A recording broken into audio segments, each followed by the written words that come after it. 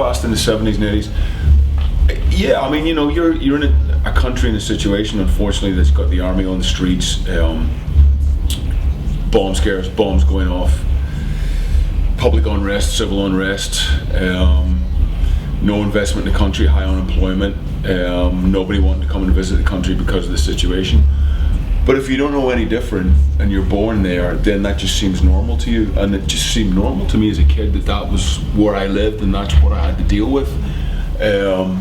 You know, as you get older, you become more aware of other countries and you know, you'd look across the water and see what was happening in England and Scotland. And, you know, we were in a situation where bands didn't want to come and play because they were afraid, and, you know, rightly or wrongly so, whatever way you look at it. So we tended to cling to Irish bands that would play all the time. The likes of Stiff Little Fingers, the likes of Thin Lizzy, Rory Gallagher, Undertones, you know, Rudy, you know, like Lizzie, all those bands were ours and they would play. So for me, that was my first experience of music because there was no other bands coming over at that point.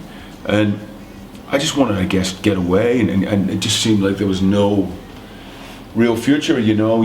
There was nothing to do, there was nowhere to go, everything was closed off or barricaded. There was certain parts of Belfast city that you couldn't go into. It was a very strange childhood, looking back on it, but it doesn't seem strange if you don't know any different, then it's not strange. But obviously, having left there and then travelled the world, and now realising how unique it was, I've certainly been able to draw on a lot of that for writing experiences and ideas. And, you know, you kind of think, oh my God, you know, remember that day we played in that bomb site when we were 10 years old? You know, the bomb had gone off like 3 days earlier and there was just rubble, and we'd go and play on it and you'd think nothing of it, and you kind of go, well, what the hell were we thinking, you know? That was just normal. That was just part of every day growing up in Belfast in the 70s and 80s. And thankfully, being able to turn it into songs, into lyrics.